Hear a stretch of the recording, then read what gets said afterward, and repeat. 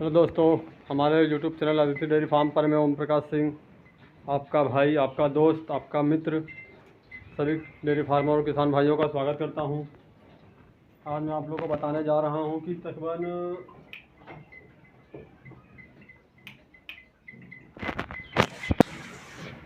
हमारी जो कबरी गाय जो बच्चा देने वाली थी, उस कबरी गाय ने तकरीबन रविवार को बच्चा दे दिया। थोड़ा समय की प्रॉब्लम के कारण मैं यह वीडियो जो है तकरीबन आपको तकरीबन सोमवार में जाकर तकरीबन आपको समझ लीजिए दे पा रहा हूँ, क्योंकि थोड़ा मैं बिजी था रविवार को।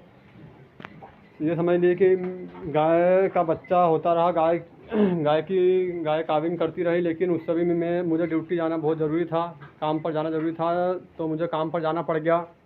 मम्मी ने ही सब कुछ संभाला पूरा। गाय ने बच्चा आराम से तकरीबन सुबह 5:30 बजे के समथिंग गाय ने बच्चा दे दिया था। और जो है इसने तकरीबन 8:30 के आसपास तकरीबन 3-3.5 घंटे के अंदर में इसने जड़ गिरा दी। और वह जो क्योंकि जैसा कि मैंने आप लोगों को पहले भी बता रखा है कि यदि आप लोग ट्रांजैक्शन पीरियड जो गाय का जो होता है, यदि उसमें आप अच्छे से अपने पशु की जो देखरेख करेंगे तो आपकी जो गाय है अब वह अच्छे से बच्चा भी तकरीबन दे देगी, जड़ वड़ भी अच्छे से गिराएगी, अडर में जो सूजन है वह भी नहीं आएगी।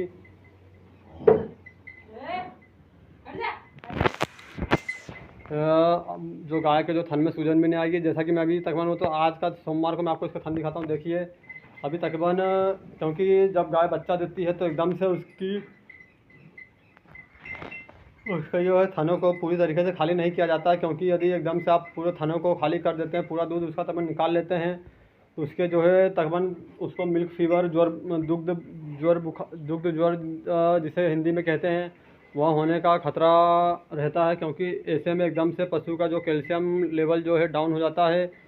तो ऐसे में जो है उसको मिल्क फीवर हो जाता है। तो इसलिए तकरीबन 2 दिन तक पूरी तरीके से दूध न निकाल कर, यदि आपका पशु जितना भी दूध दे रहा है तकरीबन उसका आप पहले टाइम में जो चीका जो खींच जो आपका जो पशु देता है, तो हाँ उस समय तकरीबन यदि आपका पशु जितना भी दूध दे रहा है उसका तकरीबन 30 से 35% बस दूध निकालिए। फिर अगले समय थोड़ा, यदि फिर दूसरे टाइम में है फिर थोड़ा सा और दूध बढ़ा दीजिए, और तीसरे टाइम और थोड़ा बढ़ाए, चौथे टाइम और थोड़ा बढ़ा के तकरीबन तीसरे दिन में जाकर आप अपने पशु का पूरी तरीके से चाहें तो थन खाली कर सकते हैं।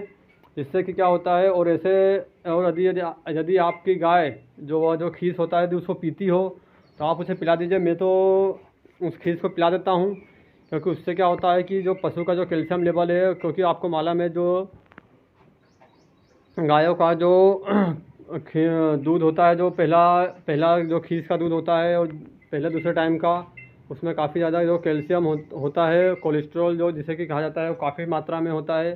तो यदि उसे आप अपने पशु को देते हैं और बछड़ी को भी पिलाते हैं तो उससे आपके जो बछड़ी है उसको उसकी जो रोग प्रतिरोधक क्षमता जो है काफ़ी बढ़ जाती है। और अभी हमारी उस गाय ने तो कोई ज़्यादा नहीं पिया, लेकिन मैंने जो है सच खीस का जो दूध है अपनी ये वाली जो गाय है चांदनी, उसको काफ़ी पिला दिया। दोनों टाइम तकरीबन पिलाया। दोनों का सुबह में दूध निकाला था मैंने तकरीबन इसके 5:30 बजे काविंग हो गई थी बच्चा देने के। तकरीबन 11:30-12 बजे जाकर मैं काम पे से आया। उसके बाद जाकर इसकी मैंने मिल्किंग की।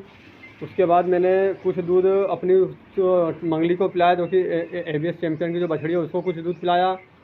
तो लेकिन वह उस दूध को थोड़ा डाइजेस्ट नहीं कर पाए, तो जिसके कारण कि उसको लूज मोशन लग गए थे, दस्त लग गए थे। तो वह फिर दूसरे टाइम मैंने उसको उसके सिर्फ माँ का ही दूध पिलाया।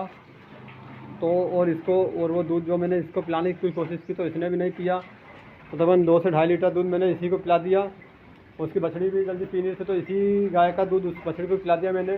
तो इसकी जो खुद की बछड़ी है मैं भी आपको दिखाता हूँ कि इसकी बछड़ी कैसी है, कि क्या बच्चा दे रखा है। इससे पहले मैं आप लोगों से कहना चाहता हूँ कि यदि आप लोगों को हमारी वीडियो अच्छी लगे, वीडियो के द्वारा आप लोगों को कुछ भी सीखने को मिले, मेरा काम आप लोगों को अच्छा लगे, तो प्लीज़ आप लोग हमारे चैनल को सब्सक्राइब कीजिए, लाइक शेयर एंड कमेंट कीजिए, ताकि आप लोगों को हमारी वीडियो की नोटिफिकेशन मिलती रहे।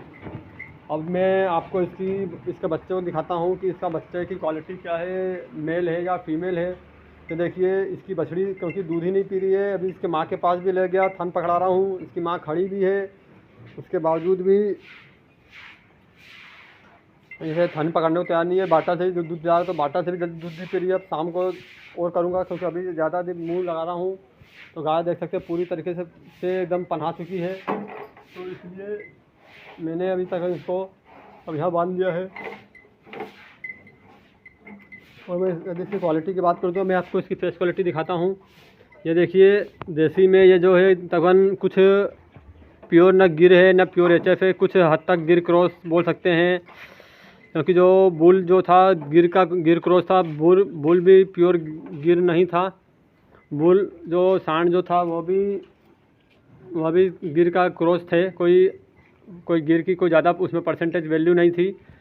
तो ये से नॉर्मली बछड़ी आई है। ये जैसा कि आप देख सकते हैं, इसकी ये जो बड़ी बहन है ये भी 1 साल की भी नहीं हुई है, और इसने समझ लीजिए 1 हफ्ते पहले ही इसकी माँ ने बच्चे को जन्म दे दिया, जो कि एक बार यह रिपीट हो चुकी थी। उसके बाद भी समझ लीजिए 1 साल के पहले इसने बच्चा दे दिया। ऊपर से 12-13 दिन ऊपर 9 महीने 12-13 दिन ऊपर जाने पर दिए हैं, तब भी इसने दे दिया है। तो इसीलिए मैं आप लोगों से बार बार कहता हूँ कि यदि आप लोग डेयरी फार्म करना चाहते हैं, या शुरू कर रखा है या शुरू करना चाहते हैं, या आप डेयरी फार्म लंबे समय से कर रहे हैं और यदि आपको घाटा हो रहा है, तो आप यह सोचकर यदि डेयरी फार्म बंद करते हैं कि डेयरी फार्म के बिज़नेस में प्रॉफिट नहीं है, डेयरी फार्म घाटे का सौदा है, डेयरी फार्म को बंद कर देना चाहिए, तो मैं उन किसान भाइयों को यह कहना चाहता हूं कि यदि आप लोग चाहें तो मुझसे कांटेक्ट कीजिए, मुझे कमेंट कीजिए। मैं आप लोगों को अच्छे से डेयरी फार्म जो जितना, क्योंकि मैंने भी काफ़ी बार डेयरी फार्म को बंद करने की सोचा है, और कई बार बंद करते करते भी लेकिन किस्मत कुछ और ही मंजूर था, तो जिसके कारण मेरा डेयरी फार्म बंद पूरी तरीके से नहीं हो पाया।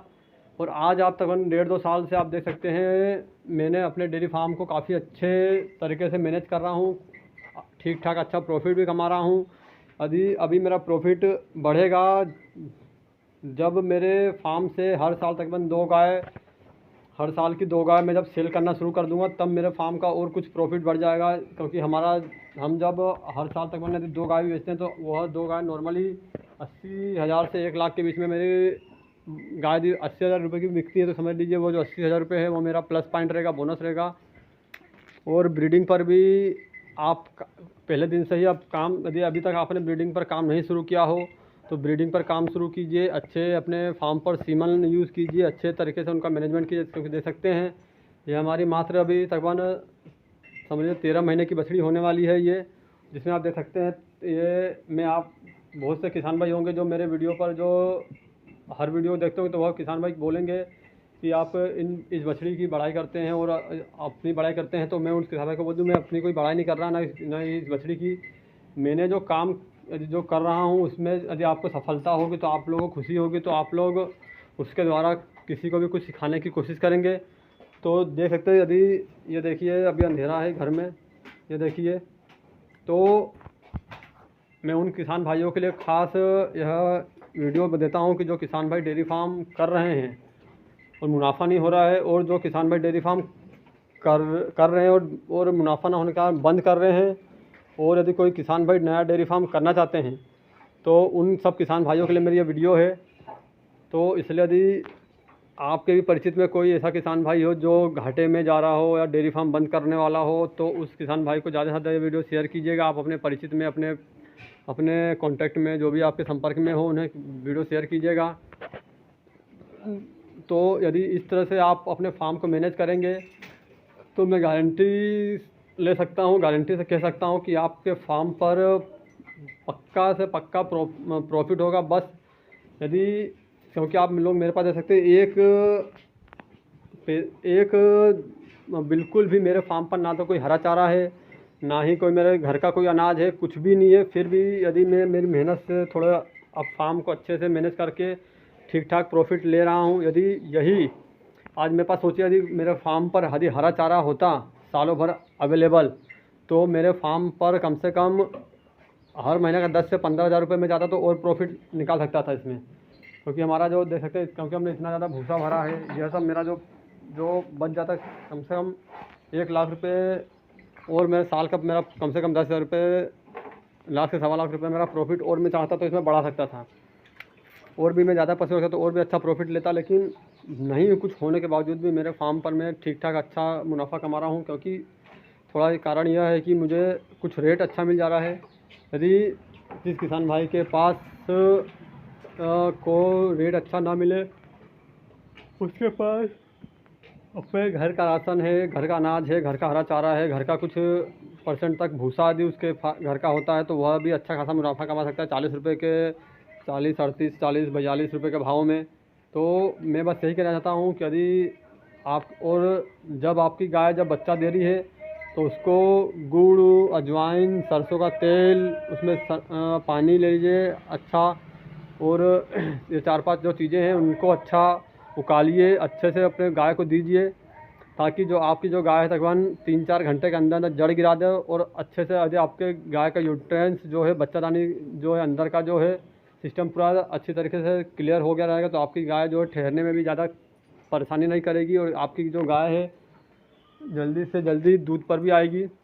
तो मैं आप लोगों से बस यही कहना चाहता हूँ कि आप अच्छे से आप लोग अपने फार्म को मैनेज कीजिए, अच्छे से आप अपने फार्म को चलाइए। बाकी धन्यवाद, thanks for watching, Ram Ram.